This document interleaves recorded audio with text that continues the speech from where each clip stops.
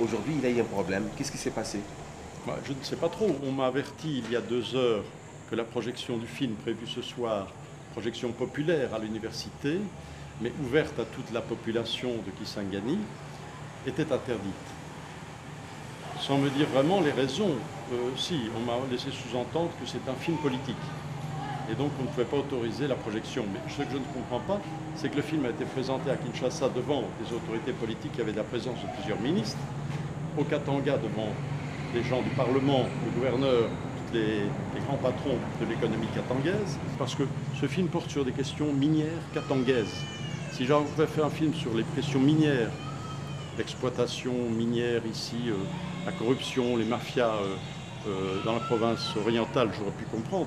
Mais comme ça parle du Katanga, je ne vois pas pourquoi on interdit le film ici à Kisangani. Et à partir de votre hôtel, là où vous êtes résidé, on est venu vous chercher avec les agents du service des renseignements. Qu'est-ce qu'ils vous ont dit? Dans quelles conditions vous ont arrêté? Ça n'a pas été brutal. Quelqu'un est venu de l'ANR me demander de l'accompagner au bureau central de la Sûreté nationale. Là, j'ai été reçu par cinq membres des services de la Sûreté, de l'ANR. Ah non, là, les gens étaient très corrects à l'ANR. Ils ont constaté que j'étais là, qui j'étais. Ils ont même dit qu'ils auraient souhaité pouvoir voir le film. Donc voilà, mais en même temps, les autorités souhaitent voir le film, mais l'interdisent, donc c'est compliqué. Quel est le problème? Disons, il n'y a pas vraiment un problème au vrai sens du mot. C'était prévu une projection à l'université de Kisangani. On nous a appelé vers 14 h pour nous dire que le film ne pourra pas être projeté là-bas. Bon, ils n'ont pas avancé de vraies raisons. Ils nous ont dit seulement que c'était interdit d'entrer dans le milieu universitaire avec ce film. Et vous n'aviez pas demandé l'autorisation? Nous avons payé toute l'autorisation. La lettre de demande a été introduite presque un mois avant. Ils ont perçu même l'argent. Donc, le problème n'est pas du côté de la démarche à suivre pour occuper la salle, c'est autre chose, c'est ailleurs. Vous êtes courageux d'organiser une projection ici alors que c'est interdit à l'université? Non, mais ce n'est pas interdit dans tout Kisangani, c'est interdit dans le milieu universitaire. Donc on ne connaît pas les raisons, mais avec les autorités de la place, nous n'avons pas de problème pour le film, pour la projection de ce film. C'est juste dans le milieu universitaire, partout à Kisangani, on peut le projeter.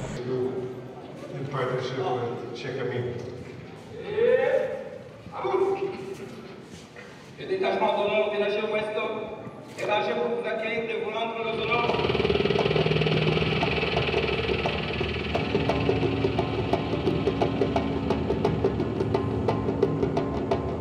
La ville de Kakata sur laquelle nous volons aujourd'hui, quand nous sommes arrivés avec un pilote.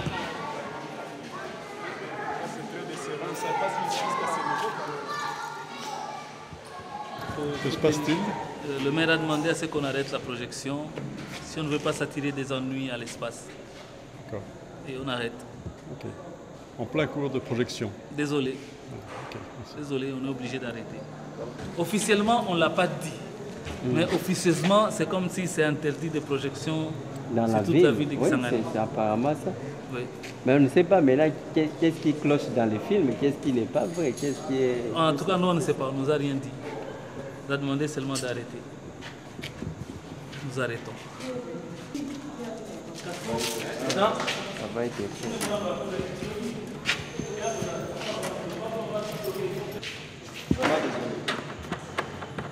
Nous ne sommes pas dans une république démocratique du Congo, mais plutôt la République du Congo. C'est ça que je peux dire. Parce que si c'était la République démocratique du Congo, normalement, il devrait y avoir la démocratie. Or, la démocratie, ça c'est la culture. Nous devons nécessairement suivre, nous divertir et aussi apprendre la leçon. Mais comment est-ce que nous pouvons apprendre la leçon? Comment on nous intercale de suivre la culture? Nous sommes vraiment dessus.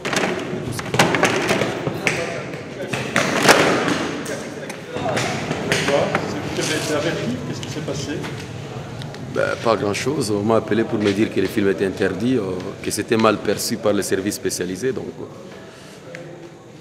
peut faire autrement. C'est la première fois que vous interdit de faire une activité culturelle après les élections? Oui, après les élections, oui, c'est la première fois. C'est la première fois. Donc, je ne sais pas. Mais le public qui est là, ne comprend pas. Pour eux, le film est bon, ils peuvent le voir. Tout le monde a sa conception de la chose culturelle. Tout le monde. Et surtout, un film qui parle de l'histoire de médias du pays. Je crois que c'est l'actualité du pays aujourd'hui. Tout Congolais doit être informé sur ce qui se passe dans son pays. Ça ne vaut pas la peine d'étouffer la vérité, l'information à chaque fois. C'est regrettable.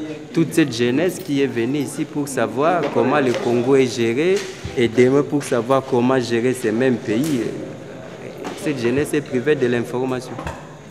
Et demain, comment cette jeunesse va prendre la relève du pays avec l'ignorance de son propre pays, c'est grave. L'ignorance a été toujours à la base de ce sous-développement, enfin une des raisons.